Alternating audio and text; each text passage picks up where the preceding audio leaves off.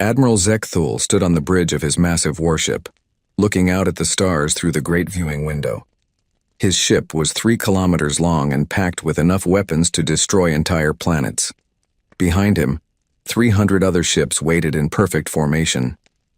This was the 7th conquest fleet of the Kethtar Dominion, and Zekthul was proud to command it.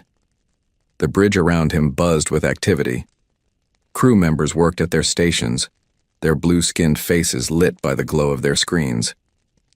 The Kethtar were a proud warrior race. They had conquered 164 star systems in the last 300 years. No enemy had ever defeated them in battle. "Admiral," called out his communications officer, "we have received new orders from High Command." Zekthul turned from the window, his forearms crossed behind his back in the traditional pose of authority. "Show me," he said. The main screen lit up with the image of Supreme Commander Vorthak, the leader of all Dominion forces. The old warrior's scarred face showed the marks of countless battles. "Admiral Zekthul," the commander said, "we have discovered a new target for conquest." Zekthul felt excitement rise in his chest. It had been 6 months since their last victory. His crew was getting restless. They needed another world to conquer. "What system, Commander?" "A primitive world called Earth," Vorthak replied. "Our scouts have been watching them for several cycles. They are pathetically weak. They still use chemical rockets to reach their own moon. Their weapons are crude metal projectiles. They even fight wars among themselves with explosive devices." The bridge crew laughed. "Chemical rockets? Metal projectiles?" These humans sounded like children playing with toys. Zekthul had seen such primitive races before. They usually surrendered the moment they saw a Dominion warship. "How many ships do they have?" Zekthul asked. "Perhaps a few hundred small craft in orbit around their world," the commander said. "Nothing that could threaten even one of our fighters. This will be easy target practice for your fleet." Zekthul smiled, showing his sharp teeth. "When do we depart?" "Immediately. High Command wants this conquest completed quickly. The humans have been broadcasting radio signals across the galaxy. We cannot allow other races to think we ignore such annoyances." The screen went dark. Zekthul turned to his crew. "You heard the Supreme Commander. Set course for the Sol system. All ships are to maintain attack formation." His navigation officer, a young Kethtar named Rixel, looked up from his console. "Admiral, the human system is 47 light-years from our current position. At maximum warp, we will arrive in 18 standard days." "Excellent," Zekthul said. "That gives us time to study these humans and plan their destruction." Over the next few days, intelligence reports poured in about Earth and its inhabitants. The humans had only recently developed nuclear weapons, crude devices that split atoms to create explosions. They had barely begun to explore their own star system. Their largest spacecraft could carry only a few crew members. But what amazed the Dominion officers most was how the humans fought each other. They had been at war for their entire recorded history. They used simple guns, bombs, and vehicles to kill each other by the millions. They showed no unity, no discipline, no honor in battle. "They are savages," said Commander Kexton, Zekthul's second-in-command. "They kill their own kind for sport. At least we fight for glory and conquest." "Indeed," Zekthul agreed. "These humans will learn what real warriors look like." The only voice of concern came from Scout Captain Vexinen, who had been monitoring Earth's radio transmissions for months. She was a careful officer, known for her attention to detail. During the daily briefing, she raised her hand. "Admiral, I have noticed something strange in the human broadcasts," she said. Zekthul looked annoyed. What could possibly be strange about primitive radio signals? "There are gaps, sir. Periods where certain types of transmissions simply stop. And our sensors have detected unusual energy readings from their moon." "What kind of energy readings?" Vexinen checked her datapad. "Unknown, sir. The patterns do not match any known technology, but they are very faint. It could be natural phenomenon." Commander Kexton laughed. "You worry too much, Captain. These humans probably have some primitive nuclear reactors on their moon. Nothing that could threaten us." "Still," Vexinen continued, I recommend caution. We know very little about human psychology or capabilities. Perhaps we should send a smaller force first, to test their defenses. The bridge fell silent. Zekathol's eyes narrowed. In 300 years of conquest, the Dominion had never needed to test enemy defenses. They had never needed caution. Their power was absolute. Captain Vexnin, Zekthol said coldly, are you suggesting that 300 Dominion warships cannot handle a few primitive humans? Vexnin lowered her head. No, Admiral. I simply think... You think too much, Zekthol interrupted. The humans have chemical rockets. We have quantum drives. They have metal bullets. We have plasma cannons that can melt asteroids. They fight with sticks and stones while we command the power of stars themselves. The other officers nodded in agreement. They had heard this speech before, during their 164 previous victories. It was always the same. The enemy looked dangerous until they met Dominion firepower. Besides, Commander Kexton added, look at their history. The humans cannot even unite their own planet. They are divided into hundreds of different nations, all fighting each other. When we arrive, they will probably ask us to help them destroy their enemies. More laughter filled the bridge. This had happened before, too. Many primitive races were so busy fighting themselves that they welcomed Dominion rule as a way to end their wars. Zekthol walked back to the great window. Outside, his fleet moved through space like a school of metal fish. Each ship bristled with weapons. Each crew was trained from birth for war. They were the finest military force in the known galaxy. Tell me about their weapons again, he said. His intelligence officer Dexmar pulled up the files. Crude explosive devices, Admiral. They use chemical reactions to propel metal objects at high speed. Their largest weapons can destroy buildings, but they require enormous machines to transport them. And their space defenses? Non-existent. Sir, they have a few small satellites in orbit, but these are for communication only. No shields, no weapons, no armor. A single fighter could destroy them all in minutes. Zekthul nodded. This was going to be easier than he thought. Perhaps he would not even need to destroy any human cities. A simple demonstration of dominion, power would be enough to make them surrender. What about their population, he asked. Approximately 8 billion humans on the planet's surface, Dexmar replied. They will make excellent workers in the Dominion mines. 8 billion. That was more than most worlds, but still manageable. The Dominion had enslaved larger populations before. Humans would probably be good workers. They seem to enjoy fighting each other, so they might even make decent soldiers if properly trained. Admiral, Vexinen spoke up again. There is one more thing. The humans have been very quiet recently. Their military communications have almost stopped. It is as if they are preparing for something. Zekthol sighed. Captain, you see threats? Everywhere. The humans have probably detected our approach and are cowering in fear. This is normal behavior for primitive races. But sir, their behavior pattern does not match our previous conquests. Usually, primitive worlds increase their communications when they detect our fleets. They send desperate messages to each other, trying to organize defenses. These humans have gone almost completely silent. Commander Kexton waved his hand dismissively. Maybe they have given up already. Smart choice. It will save us time and ammunition. The days passed quickly as the fleet approached the Sol system. Zekthol spent his time reviewing battle plans and imagining his victory celebration. This would be his third conquest as fleet admiral. After this success, he might be promoted to Supreme Commander himself. His crew shared his confidence. They had never lost a battle. They had never even been seriously challenged. Their quantum shields could stop any known weapon. Their plasma cannons could punch through any known armor. Their fighters could outrun and outgun any enemy ship. The humans had none of these advantages. They were trapped on their single world with primitive technology and no allies.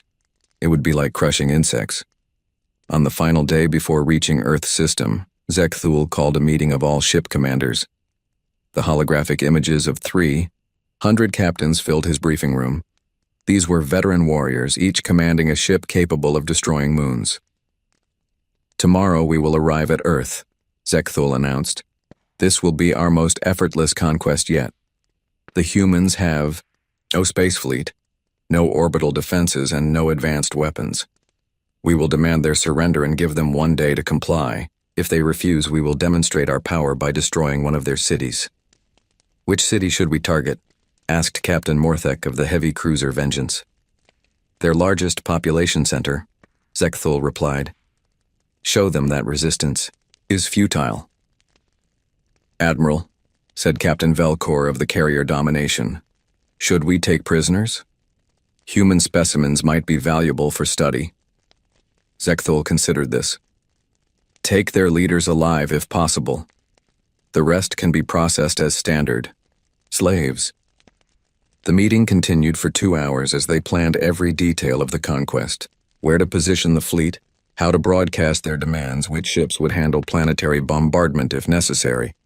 Everything was routine, based on procedures refined through 164 victories. Only Scout Captain Vexnin seemed troubled. After the meeting, she approached Zekthul privately. Admiral, I must speak with you about the energy readings from Earth's moon. Zekthul was tired of her concerns. What about them? They have grown stronger as we approach, and the patterns have changed. It almost seems like the moon is watching us. Impossible. The humans barely have the technology to reach their moon, much less build installations there. That is what troubles me, sir. Our scans show no surface structures, no ships, nothing. But the energy signatures are definitely there, and they are definitely artificial. Zekthul stared at her for a long moment.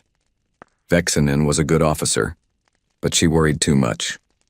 Every conquest brought new unknowns, and she always found something to fear.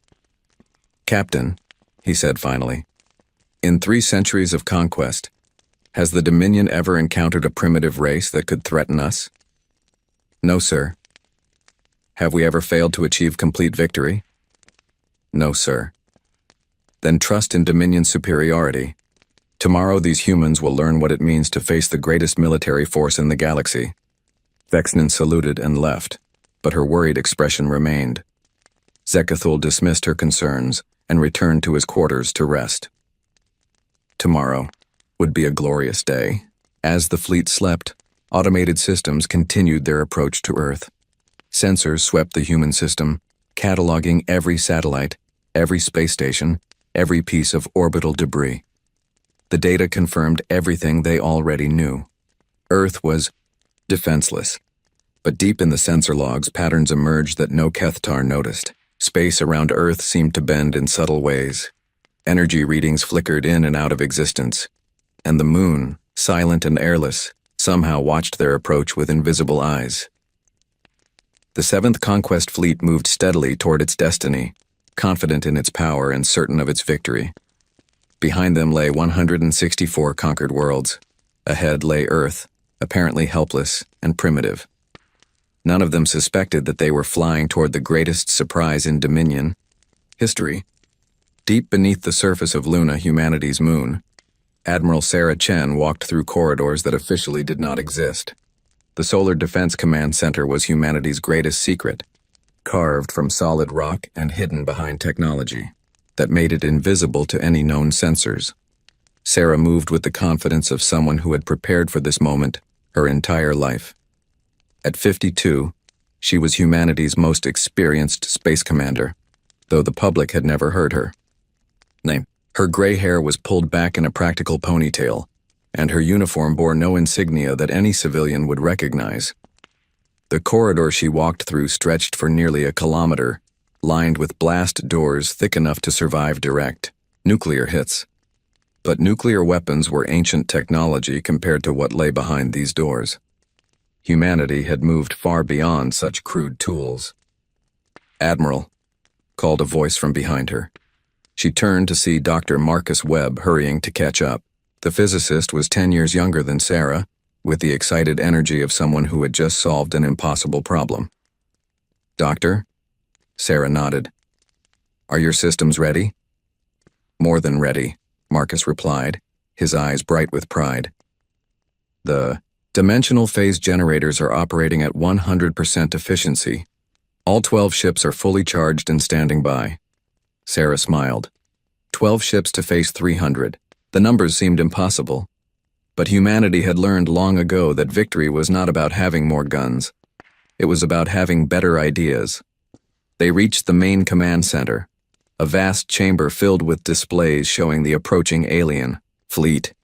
Technicians worked quietly at their stations, tracking every enemy vessel with precision that the aliens could not imagine. "Status report," Sarah called out. Lieutenant Commander Torres looked up from his station. "The Kethtar fleet will reach our outer sensor perimeter in 18 hours. They are maintaining standard conquest formation exactly as we predicted." Sarah nodded. For 5 years, humanity had been intercepting and studying alien communications. They knew everything about Kethtar tactics, technology, and psychology. The aliens had no idea they were being watched. "Any changes in their approach?" she asked. "None, Admiral. They are following the same pattern they used in their last 60 conquests. They expect us to surrender immediately or offer token resistance."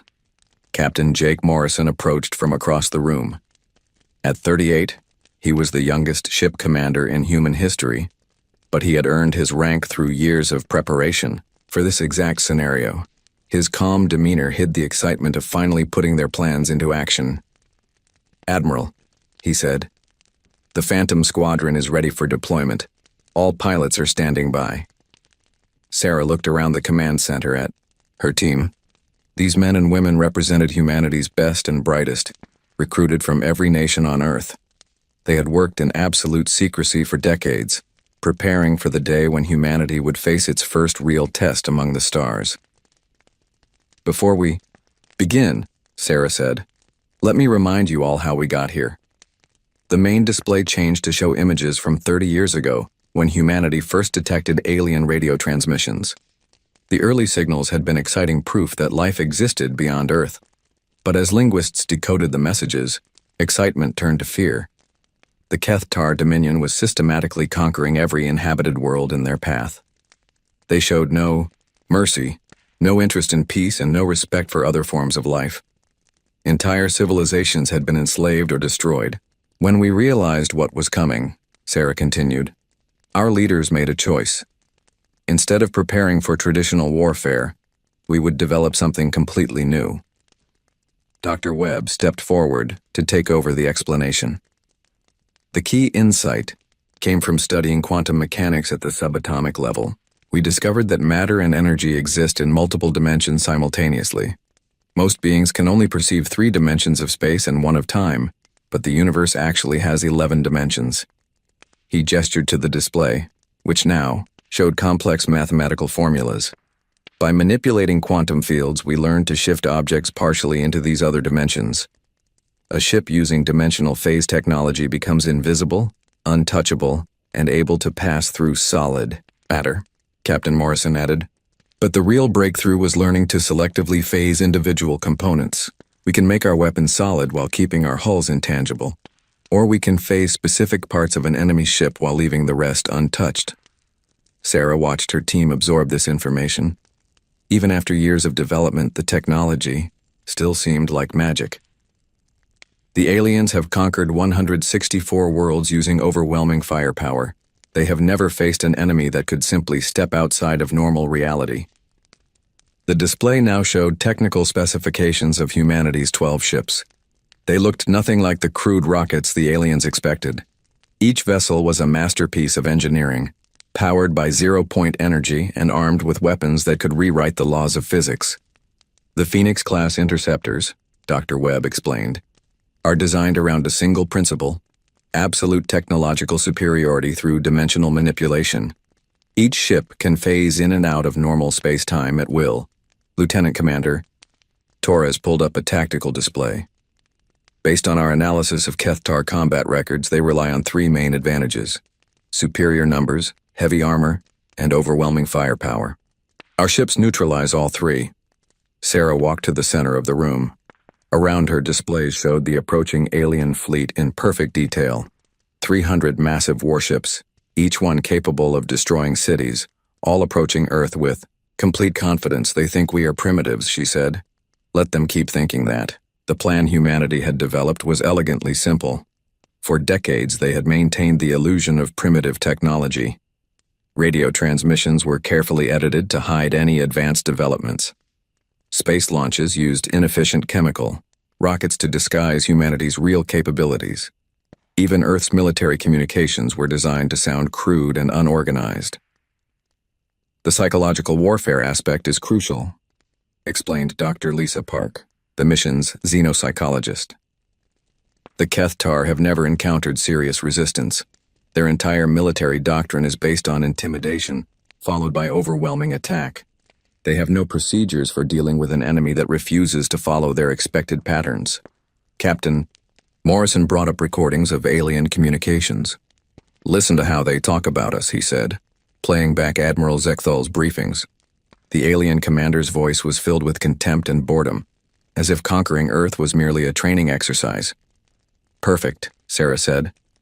Overconfidence is their greatest weakness. Dr. Webb activated another display showing Earth's hidden, defensive installations. To alien sensors, Earth looked exactly as primitive as expected, but the reality was far different. Every major city had underground bunkers protected by dimensional phase shields. The moon base was completely invisible, existing partially outside normal space. Orbital platforms that appeared to be simple communication. Satellites were actually sensor arrays more sophisticated than anything the aliens possessed. Most importantly, Dr. Webb continued, we have been studying their technology for years. We know exactly how their shields work, how their weapons function, and how their ships are constructed. They know nothing about us. The command center grew quiet as everyone contemplated the approaching battle. Humanity had spent decades preparing for this moment, but they were still facing an enemy with 3 centuries of conquest experience. Admiral, asked Lieutenant Torres, what if our intelligence is wrong? What if they have capabilities we have not detected? Sarah considered the question carefully. Then we adapt. Humanity's greatest strength has always been our ability to improvise and overcome.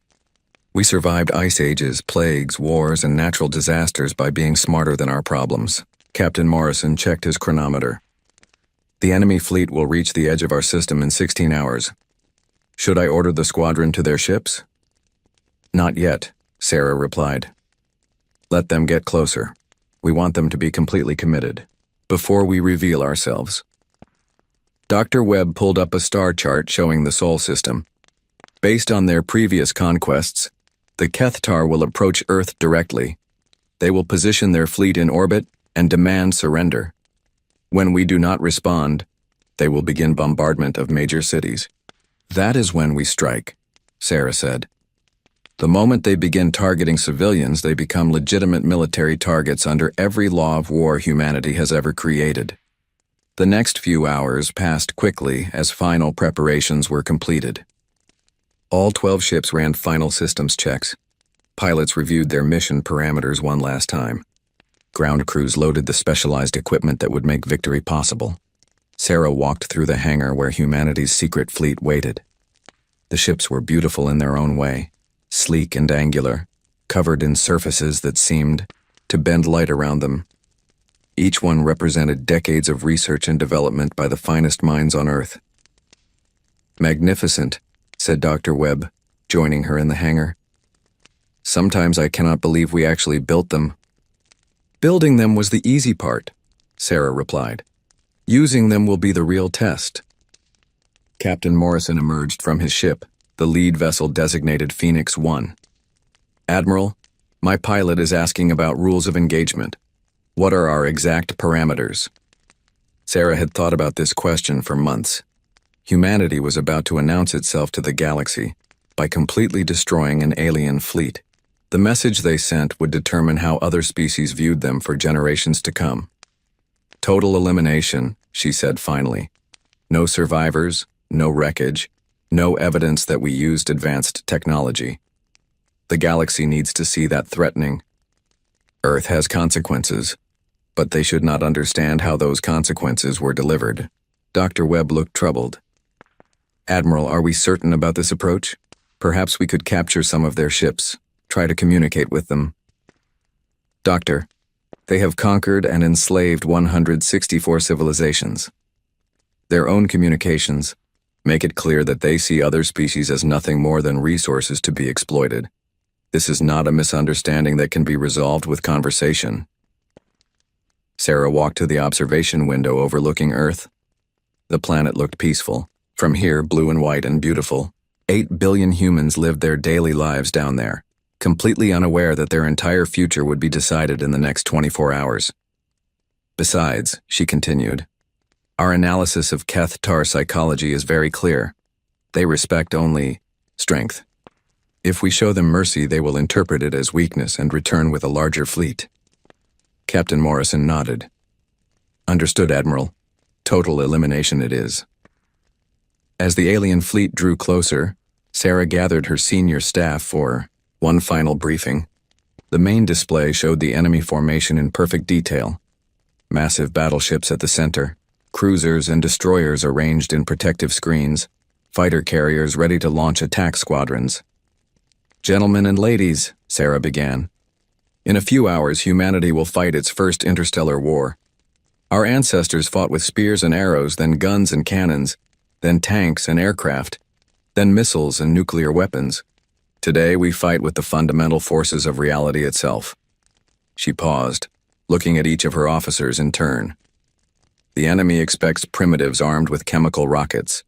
Instead, they will face the most advanced military technology in known space. They have studied us for months and learned nothing useful. We have studied them for years and know everything that matters. Dr. Webb activated the final tactical display. Phase 1. Allow the enemy fleet to enter Earth orbit and begin their standard intimidation tactics. Phase 2. When they begin targeting civilian populations, launch all 12 ships in full stealth mode. Phase 3. Selective elimination of the entire enemy fleet using dimensional phase weapons. How long do we estimate for complete elimination? Asked Captain Morrison. Based on simulations, Dr. Webb replied, no more than 20 minutes. The room fell silent. 20 minutes to destroy 300 alien warships that had conquered most of the known galaxy. It seemed impossible, but the mathematics were solid. Admiral, asked Lieutenant Torres, what happens after we eliminate their fleet? Sarah smiled grimly. Then we send a message to the Keth-Tar Dominion and any other species that might be watching. Earth is off limits. Permanently. The final hours before contact passed quickly. Around the solar system, automated sensors tracked the approaching fleet with perfect precision. Deep space telescopes recorded every detail of alien technology and tactics. Communication arrays prepared to broadcast humanity's message to the stars. And on Luna, 12 ships waited in dimensional hiding, ready to teach the galaxy that humanity was far more dangerous than anyone suspected. Admiral Zekthul felt the familiar thrill of approaching victory as his fleet dropped out of warp at the edge of the Sol system. Through the great viewing window of his flagship, he could see the small yellow star that powered this primitive world. Somewhere in that system waited Earth and its helpless human population. Fleet status report, he commanded. Commander Kexton consulted his displays. All 300 vessels have arrived safely, Admiral. Formation is tight, and weapon systems are at full readiness. No mechanical problems reported. Zekthul nodded with satisfaction. The 7th Conquest Fleet was the pride of the Dominion military. Every ship had been built for war and crewed by warriors trained from childhood for battle. They had never failed to achieve victory. Sensor sweep of the system, he ordered. His sensor officer, Lieutenant Kexral, began the detailed scan that preceded every conquest. Admiral, I am detecting one inhabited planet in the 3rd orbital position. Approximately 8 billion life forms detected. Primitive orbital installations around the planet, consistent with early space-age technology. Any defensive installations? Negative, sir. I am detecting several small satellites and what appears to be a simple space station, but no weapon signatures. No shields detected around the planet or its installations. Zekthul smiled. This was exactly what their intelligence reports had predicted. The humans had barely begun to explore their own system and had no real defenses against a serious military force. What about their spacecraft? Lieutenant Kexeral adjusted his sensors. I am detecting approximately 40 small craft in various orbits around the planet. All appear to be civilian vessels or basic research platforms. No military characteristics detected. 40 ships, Commander Kexton laughed. Against our 300, this will be over before it begins. The bridge crew shared his amusement. They had faced fleets of thousands and still achieved victory. 40 primitive human ships would not even provide target practice for their fighter squadrons. Set course for the third planet, Zekthul commanded. Standard conquest approach. All ships maintain attack formation. The massive fleet began moving through the Sol system like a pack of predators approaching helpless prey. Their ships were enormous, each one bristling with weapons that could crack planets. The smallest Dominion destroyer was larger than the biggest human spacecraft. As they passed the asteroid belt between the fourth and fifth planets, Scout Captain Vexnin approached Admiral Zekthul with a worried expression. Admiral, I am still detecting those unusual energy readings from the human moon, she said. Zekthul was getting tired of her constant concerns. Captain, we have been over this many times. What exactly are you detecting? Quantum fluctuations, sir. Very subtle, but definitely artificial. The patterns suggest some kind of advanced technology. Show me the data. Vexinen activated a portable display showing sensor readings from Earth's moon. The data was confusing, with energy signatures that appeared and disappeared without explanation. Commander Kexton examined the readings and shrugged. Probably interference from their primitive nuclear reactors. These early civilizations always have messy energy signatures. Sir, Vexinen persisted, I have seen nuclear reactor signatures before. This is different. The quantum patterns are too organized, too purposeful. Zekthul studied the display for a moment. The readings were indeed strange, but they were also very weak. Whatever was causing them could not possibly threaten his fleet. Captain, he said finally, even if the humans have some advanced technology, on their moon, what could it possibly do against 300 warships? We have shields that can stop stellar radiation. We have weapons that can destroy moons. A few unusual energy readings are not cause for concern. Vexnen saluted reluctantly. Yes, sir. As the fleet continued toward Earth, other strange observations began to accumulate. The human planet seemed unusually quiet for a world facing conquest. Most civilizations increased their communications dramatically when a Dominion fleet appeared. They sent desperate messages between their governments, tried to coordinate defenses, or broadcast surrender offers. Earth was doing none of these things. The planet had gone almost completely silent. Communication status, Zekthul called out. His communications officer, Lieutenant Dexvor, looked up from his station. Sir, human communications have decreased by 90% since we entered their system. They are broadcasting only basic civilian signals. Are they trying to hide from us? It appears so, sir, but their attempts are pathetic. We can easily detect their cities, their industrial centers, and their population concentrations. They cannot hide from Dominion sensors. This was strange behavior, but not unprecedented. Some primitive races tried to hide when faced with overwhelming force. It never worked, but it was a natural response to fear. The fleet crossed the orbit of Mars, the fourth planet. Earth was, now clearly visible, a blue and white sphere that looked peaceful and defenseless. Orbital telescopes showed details of the planet's surface: cities, farmland, forests, and oceans. Billions of humans went about their daily lives, apparently unaware that their world was about to be conquered. Any change in defensive posture? Zekthul asked. None, Admiral, Lieutenant Kexeral reported. No military formations detected. No weapon systems powering up. No shield generators activating. They appear to be completely defenseless. Commander Kexton shook his head in amazement. Either these humans are incredibly brave or incredibly stupid. Probably stupid, Zekthul replied. Most primitive races cannot comprehend the power of a Dominion fleet until they see it demonstrated. As they approached Earth's moon, the strange energy readings that troubled Scout Captain Vexinen grew stronger.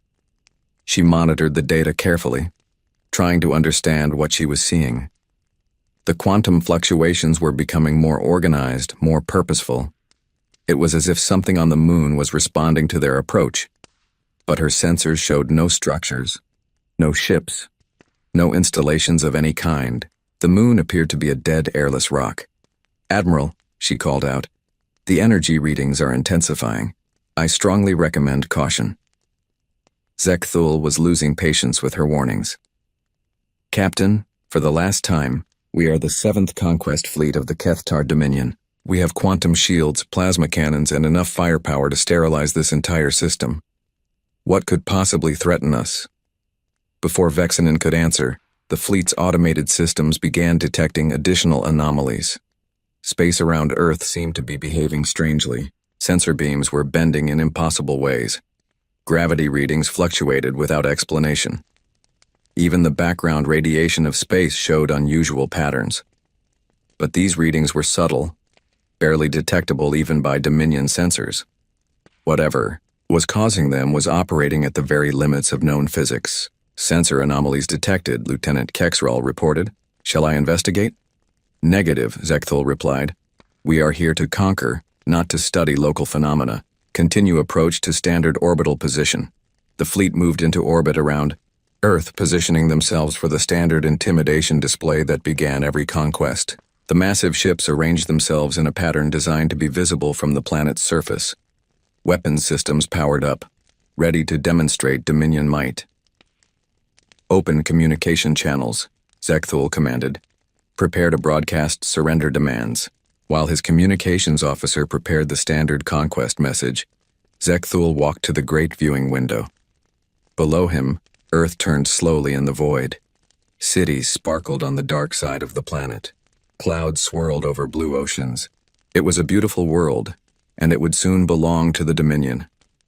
"Admiral," Lieutenant Dexvor called out, "communication systems are ready. Shall I broadcast?" "Proceed." The standard message began transmitting toward Earth on all frequencies. It was a message that had been broadcast to 164 worlds before, always with the same result: immediate surrender or swift destruction. "People of Earth," the message began, "you are now under the authority of the Kethtar Dominion. Your primitive civilization is no match for our military might. Surrender immediately, and your leaders will be allowed to administer your world under Dominion supervision. Resist, and your cities will be reduced to ash." The message continued for several minutes, outlining the terms of surrender and the consequences of resistance. It was a masterpiece of psychological warfare, designed to break enemy morale before the first shot was fired. "Message transmitted. Admiral," Lieutenant Dexvor reported. "We are monitoring all human communication channels for a response." Zekthul returned to his command chair. Now came the waiting period. Most civilizations responded within hours, either with surrender or with desperate attempts at negotiation. A few tried to fight, but those battles never lasted long. Hours passed. Earth remained silent. "Any response?" Zekthul asked. "None, sir. Human communications remain at minimum levels. No government broadcasts, no military coordination, no panic transmissions. It is as if they are ignoring us completely." This was unprecedented behavior. Even the most primitive races showed some reaction to a Dominion fleet. Fear, anger, desperation, something. But the humans seemed to be treating the most powerful military force in the galaxy as if it did not exist. "Perhaps they do not understand the message," Commander Kexton suggested. "Their technology might be too primitive to receive our transmissions properly." "Impossible," Lieutenant Dexvor replied. "We are broadcasting on every frequency they use for communication. Their receivers are definitely picking up our signal." Scout Captain Vexinen approached the command area again. "Admiral, I believe the humans are preparing something. The energy readings from their moon have reached unprecedented levels. What kind of preparations could they possibly be making?" Zekthul demanded. "We have them completely outgunned and outnumbered." "I do not know, sir. But the quantum signatures suggest they have technology far beyond what we observed in their public transmissions." Commander Kexton examined Vexnan's data. Even if they have some hidden technology, it cannot be very advanced. We would have detected any major industrial installations or weapon systems. Unless, Vexnan said quietly, they have technology we do not know how to detect. The bridge fell silent. This was a disturbing thought. Dominion sensors were the most advanced in the known galaxy. The idea that primitive humans might possess sensor-invisible technology seemed impossible. Ridiculous, Zekthul said finally. If such technology existed, we would have encountered it in our previous conquests. The humans are probably just paralyzed by fear. But as more hours passed without response, even Zekthul began to feel uneasy. The human world below them continued its normal activities. Cities remained lit. Aircraft moved through their skies. Spacecraft continued their routine orbital missions. It was as if 8 billion humans had decided that a fleet of alien warships was not worth their attention. Admiral, Lieutenant Kexrel called out, "I am detecting movement among the human spacecraft. Several of their orbiting vessels are changing position." Zekthul felt a surge of interest. Finally, some reaction. "Show me." The main display lit up with a tactical view of Earth's orbital space. A few dozen small human spacecraft were indeed moving, but not in any pattern that suggested military preparation. They seemed to be moving away from Earth as if evacuating. "Cowards," Commander Kexton said with disgust. "They are abandoning their own planet." "Let them run," Zekthul replied. "It will make occupation easier if their leadership is already gone." But Scout Captain Vexnan was studying the movement patterns carefully. "Admiral, this does not look like evacuation. The spacecraft are moving to specific positions. It almost looks like they are clearing the battlefield." "Clearing the battlefield for what? They have no weapons that could threaten us." Before anyone could answer, the quantum readings from Earth's moon suddenly spiked to incredible levels. Energy patterns that had been barely detectable became blindingly obvious. Space around the moon began to twist in ways that violated every known law of physics.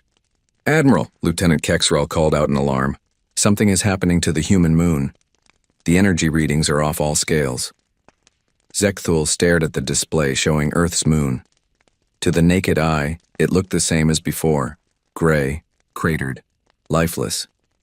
But the sensor readings showed something impossible. The moon was generating more energy than some stars. "How is this possible?" Commander Kexton whispered. Scout Captain Vexnan checked her instruments one more time. "Admiral, I recommend immediate withdrawal. Whatever the humans have been hiding, it is far beyond anything we expected." Zekthul felt the first stirrings of real concern, but his pride would not allow him to retreat. The Dominion had never fled from battle. They had never been defeated by primitive aliens. "Maintain position," he ordered. "Charge all weapon systems. If the humans want to show us their hidden technology, we will show them the power of the Kethtar Dominion." Around Earth, 300 alien warships prepared for battle, their weapons aimed at the small blue planet below. They had conquered 164 worlds and never known defeat. They were about to discover that some victories come with a price too terrible to imagine. Admiral Zekthul stood on the bridge of his flagship, watching Earth turn slowly beneath his fleet.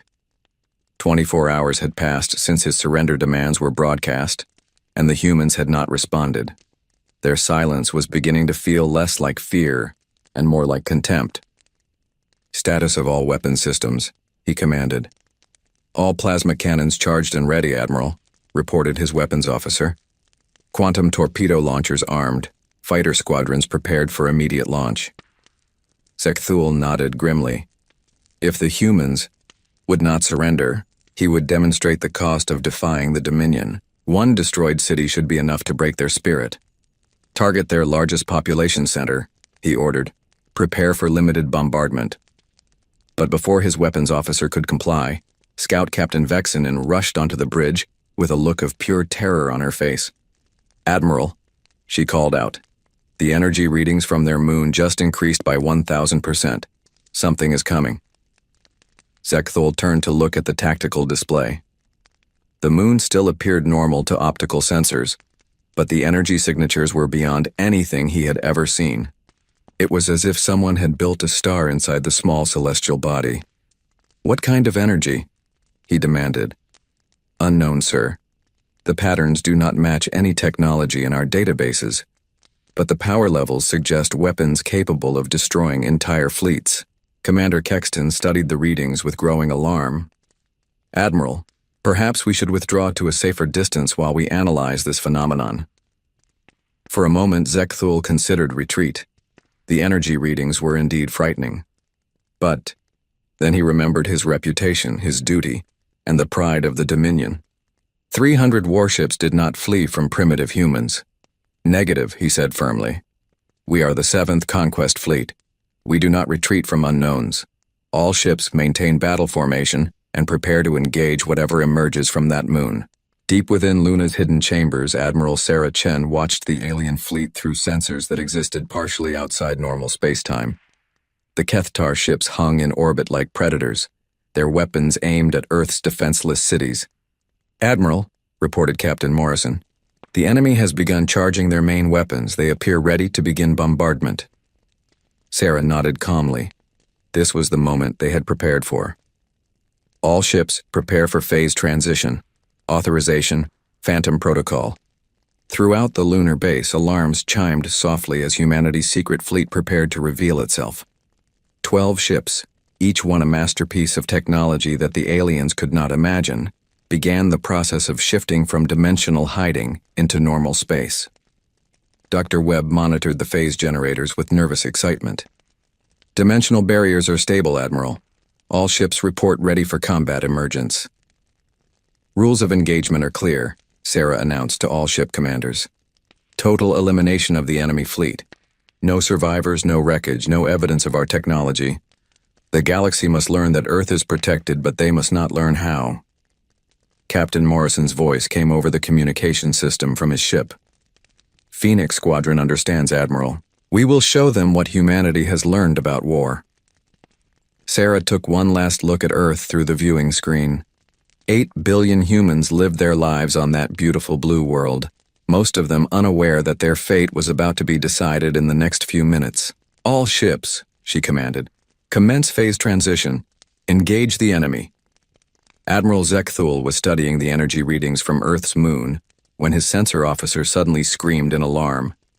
"Admiral, multiple contacts emerging from the moon's surface, 12 vessels, origin unknown." Zekthul spun to face the tactical display.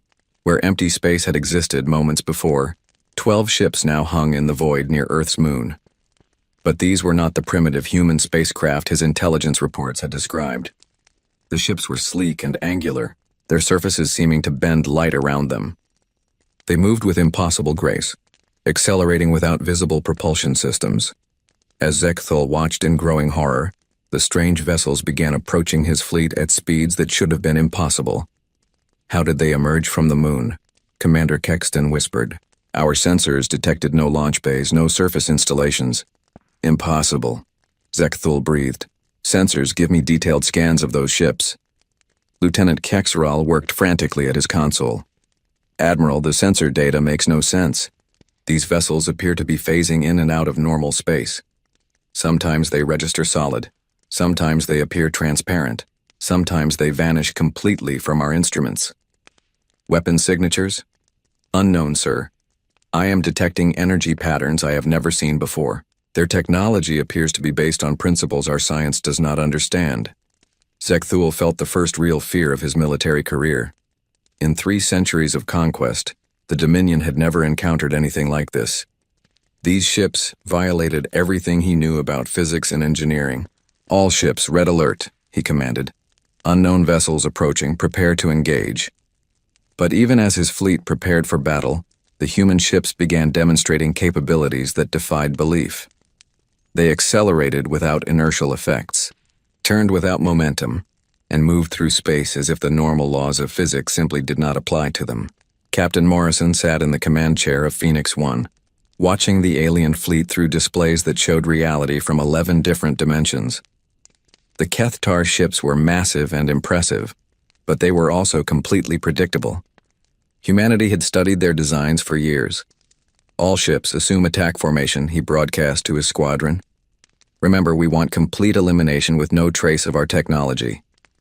Around him, his crew worked with calm efficiency. They had trained for this moment for years, running countless simulations against Kethtar tactical doctrines. The aliens were about to discover that all their experience meant nothing against an enemy that played by different rules entirely. Phase generators stable, reported his engineering officer. We can maintain combat phasing indefinitely. Weapons. Systems. All dimensional disruptors armed and ready, Captain. Targeting systems are locked onto enemy formation. Morrison smiled grimly. The aliens had weapons that could destroy planets, but they were still bound by the limitations of normal space-time. Humanity had learned to step outside those limitations. Begin the attack, he ordered. Admiral Zekthul watched in disbelief as the 12 human ships suddenly became transparent and began passing directly through his fleet. Not around it, not over or under it, but through the hulls of his warships, as if they were made of smoke. "Impossible!" he shouted. "Ships cannot pass through solid matter." "Admiral," Lieutenant Kexrel called out in panic. "The human vessels are inside our formation. They are materializing inside our ships." On the tactical display, Zekthul could see the impossible truth. Human ships were appearing within the hulls of Dominion vessels, occupying the same space as alien metal and machinery. It should have resulted in massive explosions as matter tried to occupy the same location. Instead, something far more terrifying was happening. The Dominion ships were simply ceasing to exist. Captain Morrison watched through his quantum displays as Phoenix 1 materialized inside the bridge of the alien flagship. For a brief moment, he could see the enemy commander staring directly at him through the dimensional barrier. The alien's face frozen in an expression of absolute terror. "Selective phase elimination," Morrison announced to his crew. "Remove their command structure, leave the rest for now." His weapons officer activated the dimensional disruptor. The device did not fire energy or projectiles. Instead, it selectively shifted matter into dimensions where it could not exist in normal spacetime. The effect was absolute and irreversible. Admiral Zekthul had 1 second to process the impossible sight of a human warship materializing inside his bridge before the selective phase beam touched him. He felt no pain, no heat, no impact. He simply stopped existing in any meaningful way. The bridge of his flagship vanished section by section as the human ship passed through it, leaving only empty space where complex machinery had been moments before. The rest of the alien vessel continued to exist, but without its command center or crew, it was nothing more than a lifeless hull. Throughout the Dominion fleet, the same impossible process repeated. Human ships phased through alien hulls, selectively removing critical components and crew members. Command bridges vanished. Engineering sections ceased to exist. Weapon systems were erased from reality itself. Scout Captain Vexnan was on the observation deck of a heavy cruiser when she saw a human ship materialize directly in front of her. The vessel was beautiful in its alien design, its hull reflecting light in patterns that hurt to look at directly. For a moment, she stared at the impossible sight of an enemy ship existing inside her own. Then the dimensional disruptor beam touched her, and Vexnan discovered what it felt like to be gently removed from the universe. Commander Kexton had time to send one desperate message before his ship's bridge was selectively erased. "All vessels, retreat. The humans have weapons beyond our understanding. They can make matter simply disappear." But there was nowhere to retreat to. The human ships moved through the Dominion fleet like ghosts, untouchable and unstoppable. Plasma cannons fired harmlessly through their phased hulls. Quantum torpedoes passed through them without detonation. The aliens' most powerful weapons were useless against enemies that could step outside normal reality. Dr. Webb monitored the battle from the Lunar Command Center with professional satisfaction. The dimensional phase technology was performing exactly as designed. Enemy ships were being eliminated with surgical precision, their crews and critical systems removed from spacetime while leaving no trace of human weapon signatures. "Status report," Admiral Saracen requested. "All targets are being systematically eliminated," Dr. Webb replied. "No alien weapons have been able to affect our ships. The phase differential is holding perfectly. On the tactical display, the Dominion fleet was vanishing ship by ship. The massive alien vessels simply faded from existence as their critical components were shifted into inaccessible dimensions. Within minutes, 300 warships had been reduced to empty hulls drifting in space. Captain Morrison coordinated the final phase of the attack from Phoenix 1. All ships prepare for complete elimination protocol. Remove all traces of the enemy presence. The human ships began their final pass through the alien fleet. This time they did not selectively target components. Instead, they shifted entire enemy vessels completely out of normal spacetime. The alien hulls, already lifeless, simply faded from existence as if they had never been built. Admiral Sarah Chen watched the conclusion of humanity's first interstellar battle with grim satisfaction. In 17 minutes, her 12 ships had completely eliminated a fleet that had conquered most of the known galaxy. No alien crew members survived. No wreckage remained. No evidence existed that advanced human technology had been used. All ships returned to base, she commanded. Mission accomplished. The human vessels shifted back into dimensional phase and vanished from normal space, leaving the Sol system apparently empty except for Earth and its primitive orbital installations. To any observer, it would appear that the Keithtar fleet had simply vanished without explanation. In the space where Admiral Zekthul's flagship had once floated, there was now nothing but vacuum and starlight. The proud commander who had boasted of 164 victories had learned the final lesson of warfare. There is always someone more dangerous than you. The 7th Conquest Fleet of the Keithtar Dominion had traveled 47 light years to conquer a primitive world. They had brought overwhelming firepower and 3 centuries of military experience. They had expected an easy victory over helpless humans. Instead, they had encountered humanity's greatest secret. When faced with extinction, humans do not fight harder. They fight smarter. And sometimes, being smarter means learning how to make your enemies simply stop existing. Supreme Commander Vorthak sat in the war room of the Dominion High Command, staring at reports that made no sense. 6 months had passed since Admiral Zekthul's fleet had departed for Earth, and there had been no word from them since their arrival at the human system. Still no communication from the 7th Conquest Fleet? He asked his aide. None, Supreme Commander, replied Colonel Thexvar. All attempts to reach Admiral Zekthul have failed. The fleet appears to have vanished completely. Vorthak studied the star charts showing the Sol system. By all accounts, this should have been the easiest conquest in Dominion history. The humans were primitive, divided and defenseless. What could possibly have happened to 300 warships? Send the 12th Reconnaissance Squadron to investigate, he ordered. I want to know what happened to our fleet. 3 weeks later, the reconnaissance ships returned with disturbing news. Captain Morkex, the squadron commander, stood before the High Command Council with a confused expression on his scarred face. Supreme Commander, we found no trace of the 7th Conquest Fleet. Anywhere in the Sol system. No wreckage, no debris, no distress beacons. It is as if they never arrived. General Korthun, the oldest member of the council, leaned forward. What about the humans? Did they show signs of recent battle? That is the strange part, General. The humans appear completely unchanged. Their technology remains primitive, their military capabilities are unchanged. They show no evidence of having fought a major space battle. The council chamber fell silent. The disappearance of an entire conquest fleet was unprecedented in Dominion history. 300 ships and their crews had simply vanished without explanation. Could they have suffered a navigation error? Suggested Admiral Nexthor. Perhaps they jumped into a star or black hole? Captain Morkex shook his head. We'd tracked their warp signatures all the way to Earth orbit, sir. They definitely arrived at their destination.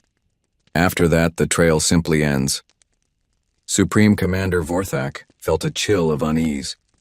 In his 50 years of military service, he had never encountered a mystery like this. Fleets did not simply disappear without leaving any trace.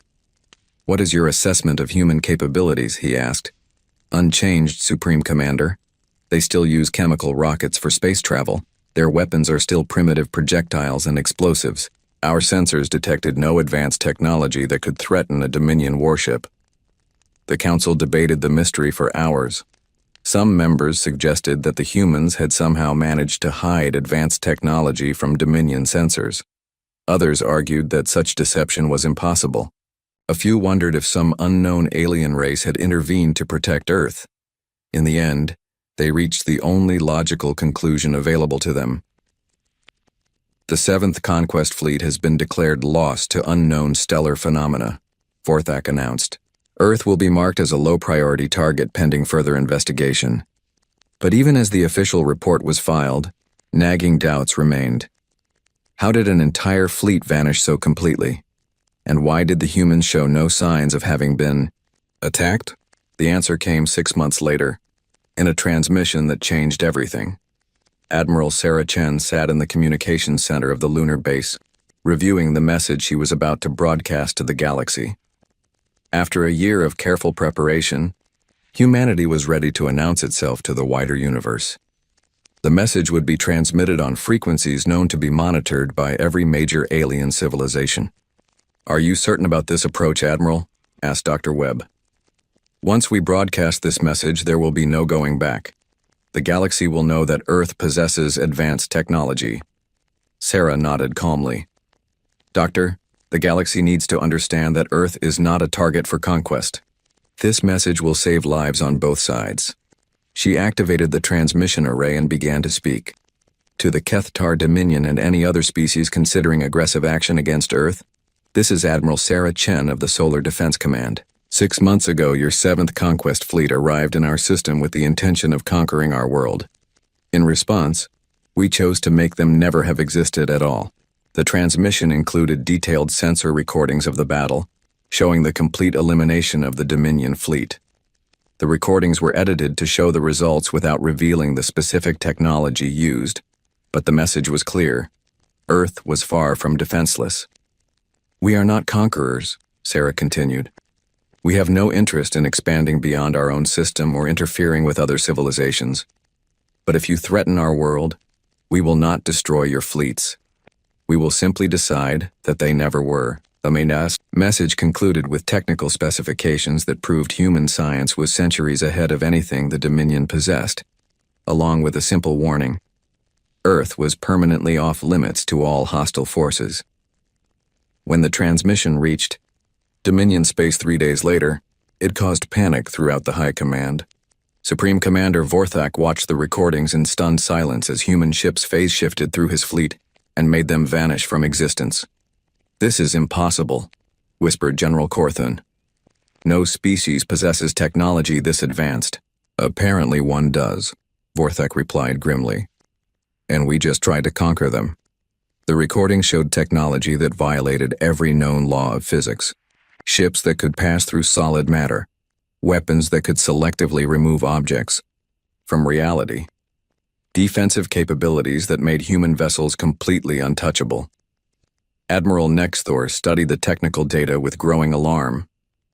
"Supreme Commander, if this information is accurate, these humans possess science that is centuries beyond our own. Their weakest ship could probably destroy our entire fleet. Then why did they not attack us after eliminating the 7th Fleet?" asked Colonel Thexfar. Vorthak replayed Admiral Chen's message. "Because they are not interested in conquest. They simply want to be left alone." The implications were staggering. For 3 centuries, the Dominion had believed themselves to be the most advanced military force in the galaxy. Now they discovered that a species they had dismissed as primitive possessed weapons that could erase entire fleets from existence. Emergency. Sessions of the High Command lasted for weeks as military leaders struggled to understand the new reality. Earth was not just defended, it was protected by technology that made traditional warfare obsolete. "What do we do about this?" asked General Corthon during one heated debate. Supreme Commander Vorthak had given this question considerable thought. "We do exactly what they asked. We leave them alone." "But Supreme Commander," protested Admiral Nexthor, "they have made us look weak. Other species will think the mighty Dominion can be defeated. Other species will think the Dominion is wise enough not to attack an enemy with superior technology," Vorthak corrected. There is no shame in avoiding a battle you cannot win. The final decision was unanimous, though reached reluctantly. Earth would be marked as a forbidden zone in all Dominion star charts. No ships would approach the Sol system. The humans would be left in peace. But the psychological impact of the defeat spread far beyond the Dominion. News of the missing fleet and humanity's message reached every corner of the galaxy within months. The story grew with each retelling. An entire conquest fleet had vanished without trace, eliminated by humans who could make matter cease to exist. The Zephyrian Trade Federation immediately canceled plans to establish mining colonies in human space. The Crystalline Hierarchy, known for their aggressive expansion policies, quietly removed all references to Earth from their territorial ambitions. Even the mysterious Void Walkers, who had never been defeated in battle, marked human space as approach with extreme caution. Captain Jake Morrison stood in the observation lounge of Phoenix 1, watching Earth turn slowly in space. The battle that had made humanity's reputation among the stars seemed like a distant memory now. His ship and its 11 companions remained, hidden in dimensional phase, ready to defend Earth against any threat. "Captain," called his communications officer, "we are receiving a message from Admiral Chen. She wants to see you in the command center." Morrison made his way through the lunar base to the main operations room. Admiral Sarah Chen was studying reports from deep space monitoring stations, tracking the movements of alien fleets throughout the galaxy. "Captain, how are your ships holding up?" she asked. "All systems operating at peak efficiency, Admiral. The crews are ready for anything." Sarah smiled. "That is good to hear, because our message has had some interesting effects." She activated the main display, showing a map of local galactic space. Colored indicators marked the positions of various alien civilizations and their military forces. Since our broadcast, we have detected significant changes in alien military positioning. Most species are moving their fleets away from our borders. The Dominion has pulled back all forces to a minimum distance of 50 light years. Morrison studied the display with professional interest. "They are giving us a very wide buffer zone. More than that. Our long-range sensors have detected at least 12 different species that have changed their expansion plans to avoid human space entirely." The message was even more effective than we hoped. Dr. Webb joined them in the command center, carrying data tablets filled with analysis reports. "Admiral, we are receiving indirect communications from several alien governments. Not direct contact attempts. Cease to exist." "What about our long-term plans?"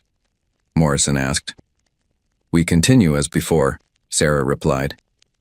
"Earth remains officially primitive and defenseless. Our real capabilities stay hidden.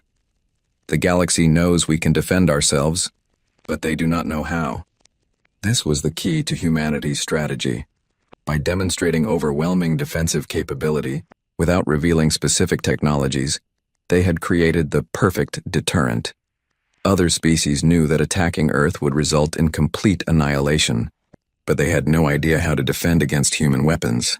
"Any signs of species trying to develop countermeasures to our technology?" Morrison asked. Dr. Webb shook his head.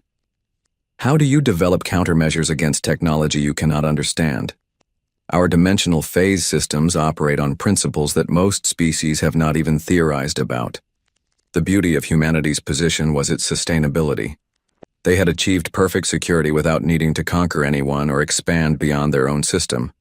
Other civilizations could continue their wars and conquests as long as they left Earth alone." "Admiral," Morrison said, "what do you think will happen when other species eventually develop technology that rivals our own?" Sarah considered the question carefully. "Then we will have to stay ahead of them. Humanity's greatest advantage has always been our ability to innovate and adapt. As long as we keep improving our technology, we will remain secure." She walked to the great viewing window overlooking Earth. The planet looked peaceful and beautiful, its blue oceans and white clouds hiding the billions of humans who lived their lives in safety. "Besides," she added, "by the time other species catch up to our current technology, we will have moved far beyond it. Dr. Webb's team is already working on concepts that make dimensional phase technology look primitive." Dr. Webb smiled. "We have some very interesting ideas about manipulating time itself, but those projects are still decades away from practical application. The three of them stood in comfortable silence, watching Earth turn in space. Humanity had faced its first test among the stars and passed with perfect success. They had proven that advanced technology, carefully applied, could provide absolute security without requiring aggression or expansion. In the depths of space, the automated monitoring stations continued their silent vigil. They watched for approaching fleets, tracked alien communications, and analyzed any signs of potential threats. The galaxy was a dangerous place, filled with species that solved problems through conquest and violence, but Earth was safe, protected by technology that transcended the normal rules of physics and defended by humans who understood that sometimes the best way to win a war is to make sure it never starts. The message had been received and understood. Throughout the galaxy, Earth was off limits permanently and absolutely. Any species foolish enough to test that boundary would simply cease to exist, erased from reality as if they had never been born. And in the hidden chambers beneath Luna's surface, 12 ships waited in dimensional phase, ready to remind the universe that humanity had learned the ultimate lesson of survival. The most dangerous enemies are the ones who refuse to fight by anyone else's rules.